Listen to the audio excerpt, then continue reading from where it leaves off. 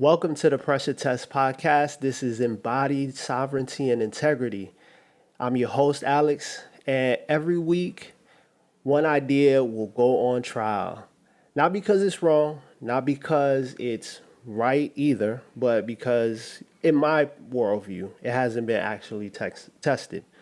So over here, we'll take a claim. It could be spiritual. In the first two videos, I think people were thinking I was going the spiritual route, but I'm going to talk about everything. It could be spiritual, cultural, or just something people just accept. And I'm going to pressure test it. I'm going to see where it holds up, where it breaks, and why people believe it in the first place. This isn't really going to be a space for gurus or, I'm not going to make conclusions for you. No conclusions will be handed to you. I'm just going to work it through and think it through with you all. So this is think, choose, and embody, as you guys see on the screen. So let's get into it. So for week one, we have the topic of karma. And the question is, does karma actually return, or does it just make randomness feel fair? So what do people actually mean when they say karma? I have this 9-step process in the pressure test method. And this is to really get into the topic and see where things hold up, where it breaks. And at the end, I'll come up with some sort of a verdict. Not for you, we'll work on it together. So, number one, the claim. What do people actually mean when they say karma? So, in my living experience, I've seen several different ways that the idea of karma has been expressed or used. People look at karma as good actions come back as good outcomes for people, right? If you do good, good will come back to you. For some, bad actions within the same breath, bad actions eventually catch up to you. If you do bad, bad will catch up to you. Uh, then you have some who look at karma as more from an expanded lens. They zoom out a little bit more and they look at it as more cosmic, right? It works across lifetimes. Right? In a past life, if you were a tyrant, you're probably going to be the one oppressed, and to see how the experience, right? I don't want to flesh that out too much, but that's kind of some of the versions that some people. That's one version that people see when they talk about karma. It works across lifetimes. Some people look at it simply as cause and effect, and I'm going to be leaning on that version throughout this trial. And I think that's the one that most people would agree with. Maybe the first two, good actions, good outcomes, bad actions, bad outcomes. But that kind of ties into cause and effect, right? So why does it persist? Number two, humans, in my opinion, hate randomness. I hate randomness. I hate not being able to explain something, right? And karma gives us kind of a good framework or a good foundation on understanding why randomness happens, right? We can deal with the randomness a little bit better when we just throw karma on top of it and label it, oh, that's just bad karma, oh, that's just good karma, right? Karma offers like order, morally, in this world that some people might see it as immoral. If you know my stance, I don't know if I've mentioned this before in my past videos, but I look at morality as really man-made, right? And it's good, as we've done a good job at creating some sort of moral order, but it is man-made. But even in seeing with this amoral lens, I could understand what morally chaotic might look to most people. So when this world, I could agree that most people might see that this world is morally chaotic, and that the idea of karma, it provides like this moral order that is something that I think people will continually push forward, right? Karma, the idea of karma provides hope for victims, right? Just knowing that, hey, something happened to you, justice will be paid to the person, or good things will come your way for being abused, or being, to going through a difficult experience.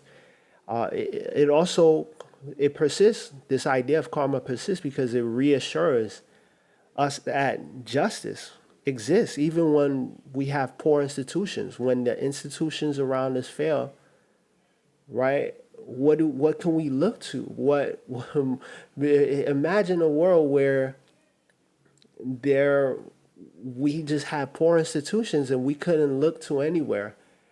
And I think that's the world that we actually live in, you know, to a certain extent. I don't want to give my verdict, but there's another layer of that in dealing with that. But I think that's why the idea of karma persists, right? It also, when those institution fails, it also kind of discourages people from taking matters into their own hands, like taking revenge you know, because they've experienced something. So people keep this idea of karma. It persists because, you know, it discourages revenge, and life will just handle it. That's it. That makes for a more harmonious society. And so who benefits? I would like to say that I benefit from the idea. People like me who are looking for meaning. I think that most people are looking for meaning. Individuals who are looking for meaning in this life, in this universe, in this cosmic journey. It benefits us that there is some sort of moral balancing invisible force that balances out all moral and immoral actions in this universe. Religious traditions, right? I grew up Christian, and so I can see how other religious traditions where karma is more of a foundation. I can see how they would allow the idea of karma to persist because it benefits to know that, hey, the good that you do in this world will come back to you. The bad that happens to you, you will be rewarded maybe in the next life, maybe in the future. It varies. And sometimes it just benefits people who avoid difficult conversations about injustice, right? Those people, they love the idea of karma, but it's like, did that really happen to that person because of bad karma, or was that just true injustice, or was that just structurally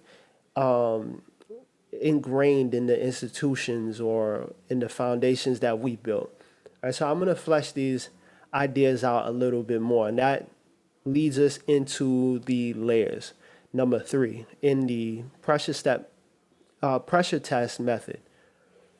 So the layers, there are a few layers. I'm always going to kind of break up these claims into a few layers. There'll always be consistently the literal layer, the psychological layer, and the practical layer. In this one, I introduced the social layer, but I'm really going to mostly have three. So the literal layer is that there is an invisible force balance. Is there an invisible force balancing moral actions? So some people might look at that as there's source or God that's balancing everything out, right? That's the literal layer. There's literally someone in the sky or around us balancing things out. There's the psychological layer, and that's really, does believing in karma change how people behave, right? Most people would like to think that that's really what is is shaping uh, the karma to have this so much weight, so much clout, or so much of a reputation in our living experiences, that psychologically, if you believe that karma will ensue, or good or bad karma will come back to you, it might change how you psychologically move throughout this life. And then there's the social layer. So I like to ask oftentimes, do communities function better when people expect consequences? And I'll leave that up to you guys to think about and ponder on.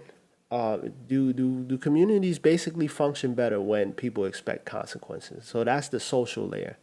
Then you have the practical layer, and I like this layer. It's one that I can kind of think of and say, you know what? Yeah, I could see that, and it's really just being kind. Does being kind generally improve your life because of reputation, and because you're just a trustworthy person? And I might concede and say that, yeah, being kind generally improves your life. But for the sake of this conversation, we're going to be testing the literal claim. Is there an invisible force balancing moral actions? So that moves into number four, the honest case. So I'm going to steel man this claim. Or I could concede that nearly, well, it's not a matter of conceding. I see that nearly every culture develops some version of morality, or cause and effect system, moral reciprocity, if you want to call it that way. I could see that actions ripple outward into the universe, into the world, right? Good things, if especially if public, will lead to good things coming your way, or bad things. So actions ripple outward. Character shapes future decisions. If you have good character, right? Let's say you are an NBA player or a basketball player, and you have good character on the court. You shake everybody's hands. You're most likely going to do that again in the future. If you do the opposite, you're most likely going to make decisions that might not be best for your team. All right, just an example. So that's just to really show how character shapes future decisions. People who repeatedly harm others often sabotage themselves eventually. So that's the honest case. I'm giving you guys honest cases, right? Long-term reputation matters. I will keep harping on long-term reputation, and reputation being a big deal, because in my personal life, I remember when I was in college. I'll tell you guys a story. I was the president of my club, my college club, and I made a decision to go against a very important person who had kind of violated myself and the group that I was working with, teaming up with. And this guy was an important person, and we had an understanding that people I were teaming up with didn't quite understand, but they didn't like the way he came at all of us, and they were like, "Yo, we should like go against this guy." And for me, I was just in a daze. I was just in a daze, like I was wrong, but at the same time, it wasn't really like, yeah, let's go get him, but I was just like, you know what? Hey, it means a lot to these guys. Let me just take the diplomatic route and just like give some kind of report or whatever they needed to find a way to reconcile the situation. And that tarnished my reputation, because I kind of came off as like, wow, this guy is a snitch. Like, y'all had an understanding, you and this staff member in the school, and you went against him for the sake of you know for these people who you worked on a project with for the first time, and that stuck with me. It didn't stick too long because the guy was tripping. He came off wrong, but for a little bit, people were kind of like, ooh, side eyeing me, and that really shaped my perspective on reputation and how important it is to control your reputation, the narrative of what that is. Um, and again, it didn't stick because, thankfully, because that it wasn't a good look on that guy's part. So, and just the last point I'll leave on number four, the honest case, is that some personal experiences genuinely they feel impossible to dismiss. Like that experience is just like, I don't understand why this is happening to me, and that was kind of like a level 2 out of 5. I've experienced level 4, 5 situations that I'm just like, there's got to be something going on. I gotta be paying for some kind of consequence for something that I've done in a past life, or because this life is the only life I could. It doesn't warrant some of the things that I've went through, and this is not a space where I ever mock spiritual experiences. I do believe that there's something bigger happening, because I personally feel it. So that's just the honest case.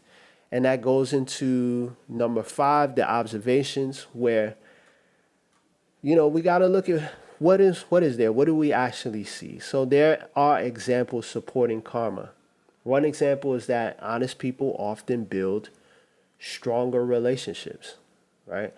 Uh, Bad people, or let's say, for example, a chronic liar, they eventually lose trust. If someone keeps lying to me, after a while, I'm going to stop believing what you're saying, and you're not no longer going to have my trust. And some examples to support karma is that certain emotions, like negative emotions, could create friction. Like anger, I think 100% of the time creates more conflict. So, and then there's also the examples against karma, like kind people, um, kind people getting cancer, abusers becoming wealthy, corrupt leaders often, they die comfortably. And so someone might be listening to this and saying, "Oh, Alex, do you want corrupt leaders to die rough, or a harsh death?" No, that's not. This is the observation phase. We're just making observation. Corrupt leaders often die comfortably, right? And some cruel people never appear to get theirs. And I say get theirs in quotation marks because everybody has their idea of what getting theirs looks like. So my question is, are these expectations, or is this evidence against the claim, the literal claim that we establish, which is that there's an invisible force, what is it, balancing out the actions, moral actions of this universe. Right? Are these exceptions, or is it evidence against the claim that there's a invisible force balancing everything out? So let's get into the pressure test, number 6. So I'm going to choose a scenario. It's going to be a difficult scenario. So here's the example. A child, an innocent child, dies from a drunk driver's mistake. Right? Drunk driver runs right into the kid dies. Right? So my question to you, to the audience, the people listening to this, is: did karma create this? Right? Is saying, "Oh, everything balancing out," is that comforting, or does that become harmful? And does does the claim that there is an invisible force balancing out moral actions, does that explain this situation? Does that explain the event of a child dying from a drunk driver's mistake?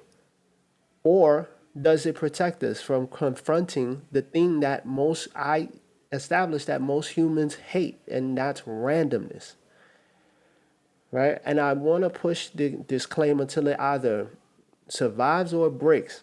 So let's look at some of the fraction points. Number 7, where does karma become dangerous?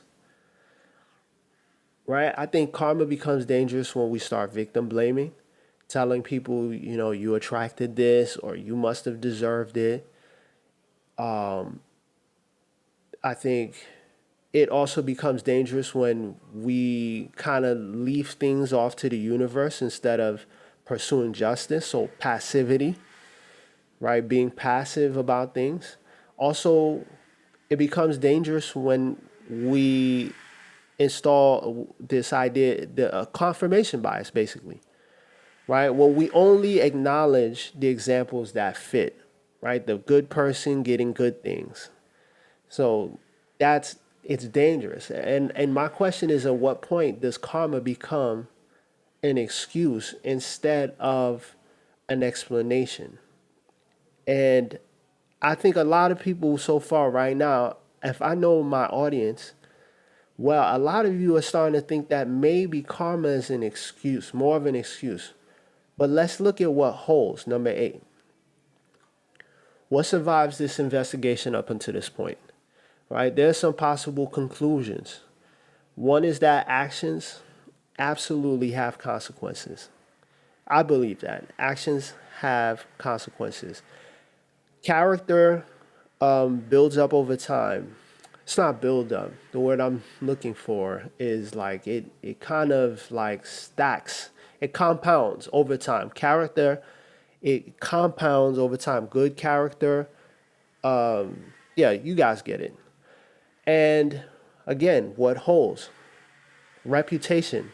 I really fleshed that one out throughout this conversation, but throughout this investigation, and I do think that still holds up. Your reputation matters. And finally, I think communities will continually reward trustworthiness. You have no community if there's no trust amongst people. And the minute you lose trust, I mean, you can expect difficult situations to come upon you within community. I'm all about autonomy within community, being harmonious within the community. That's just random. That has nothing to do with what we're talking about. So, but at the end of the day, even though all of these things hold, none of these things necessarily prove that there is an invisible force balancing out the universe and the moral actions of everything that we see here. There's no cosmic accounting system, right? Where there's a ledger and oh, this person did good and they'll have more good coming their way. None of these things prove, right? Actions having consequences, reputation mattering, being trustworthy within the community and the community rewarding you for that. That still doesn't solve that doesn't prove that there's this cosmic accounting system at the end of the day. And what I'm as I'm getting closer to the verdict, I think that maybe karma survives better as an observable social principle. It's like, again, I said that morality is man-made. I think that karma is also like this social construct. Maybe not so much a social construct, but a social principle rather than a universal law. And that goes into the working position. I like to leave it open, and maybe I'll revisit it at another time. But I think we could say that I don't see enough evidence that the universe will give us moral balance or that it guarantees it. I do, however, see overwhelming evidence that our choices, our actions shape our character and the relationships and possibly future possibilities. And that those two aren't the same claim, right? there are two different claims. I don't see evidence of the universe guaranteeing moral balance, but I do see how our choices shape our character and, the future possibilities. So the investigation stays open. If there's stronger evidence for this invisible force, hey, I'll revisit it. But I'd like to close it out and leave you with a question. And the question is, am I observing reality or protecting a story, a comforting one that brings comfort to us, knowing that, oh, karma will take its course. So that's a question I leave to you, right? I don't want to answer it for you, but after stripping everything away, right, what survives like contact with reality, and what is the smallest, strongest version of karma that's still standing for you? Thank you again for joining me. This was the first episode of the Pressure Test podcast where I went through my 9-step pressure test method here on the Embodied Sovereignty and Integrity channel. Next week, we'll be talking about manifestation. And do your thoughts really create reality, or is this just luck with a content strategy? Because there are a lot of content creators, manifestation content creators these days. And so, yeah, every day will be a different, I said next week, I mean tomorrow. Every day will be we'll put an idea on trial. And so this was episode 1. Thank you all for joining me, and I will see you tomorrow. Peace.